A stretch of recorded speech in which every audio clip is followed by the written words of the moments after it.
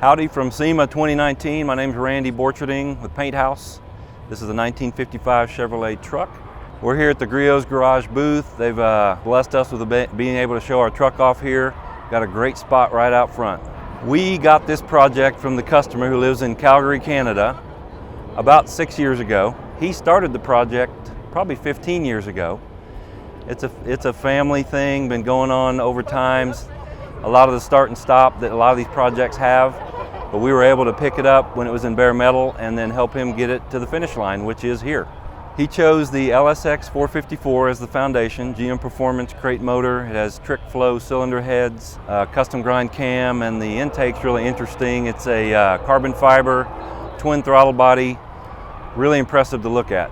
The engine has a Billet Specialties drive system, which is really reliable. We love their stuff. It runs awesome, got a lot of camshaft in it. This truck has the Legend 5-speed, which is kind of unusual. Overdrive. If you don't like working the clutch, you won't enjoy driving this truck, but I love it. We haven't run it on a dyno recently. It's estimated to be in the 750 to 800 range. Billet Specialties, I don't know the model of them. They're an older wheel. Initially we thought we'd freshen them up, but you know what? I kind of like the 5 spokes.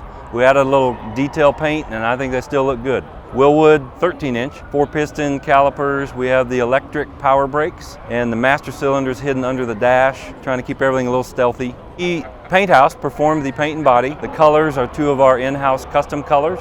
They're 2-stage base coat, clear coat. We just think they look good on the truck, but they look like candy colors, but they're not. Not much done to the body. The roof has not been chopped. It has a 56 Lincoln push-button door handle, which is kind of interesting. The bed's been smoothed, the rails are smooth, we've had custom bumpers made for it. The rear of the truck is pretty clean, no names, but taillights are from Jesse Greening. He's another good friend. You'll see another one of Jan's handmade moldings. And then the bumper was made by a good friend of mine, Sean Ornduff Craftsmanship. We could never find the right bumper for this truck. The shape is square, but yet it's got rounded features, so he handmade this thing to tuck in tight and just, it looks like it belongs on the truck, but it's a one-off piece. And the interesting part in the bed is that the wood is a 125-year-old teak wood bought in Singapore by the owner many years ago. So he had a furniture set made out of it, and we took the leftovers and did the bedwood. As far as the fuel door goes, we didn't want to see it, so we hid it under the middle bedboard. It's on a hinge system with an electric motor, and you just push a button on the iPhone or the iPad and it goes up and back down and no one has to know it's there. One of the things about this truck that not many people know, unless you tell them or show them, is that the bed tilts. Initially I thought it might be a little silly, but as a builder, and when you got to clean this thing and work on it, it sure does make it nice. So we got electric lifts that bring it up and down. It all runs through the ride controller Bluetooth wireless system.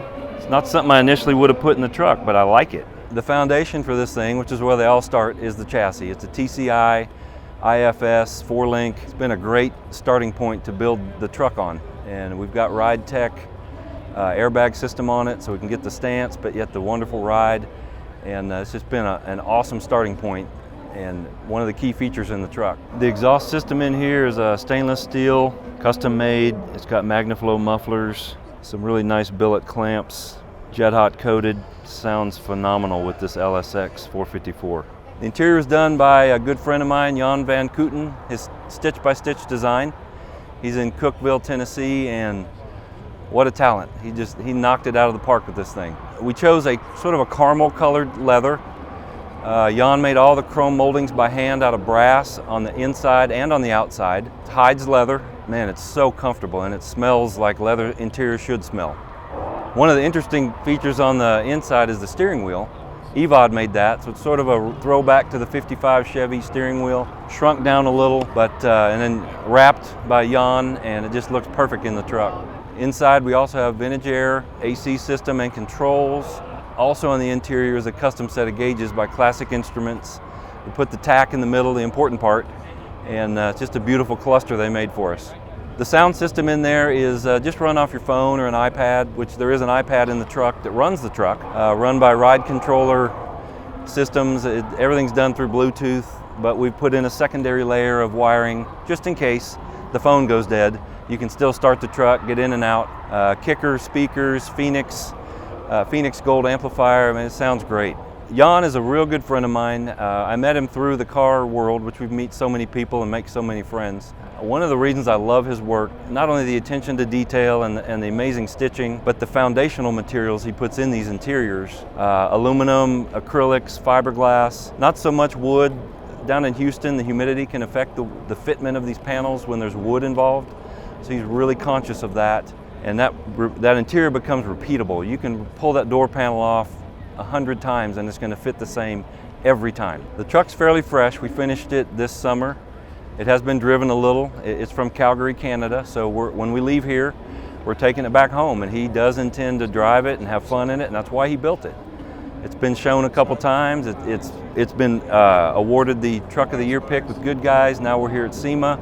He's ready to have fun with it. One of the fun things that's happened for us, we did not expect it, is we made the top 40 here at SEMA, and that means we're in the top 10 of the truck and off-road category, and we did not see that coming, and man, it's been an awesome bonus once we got here.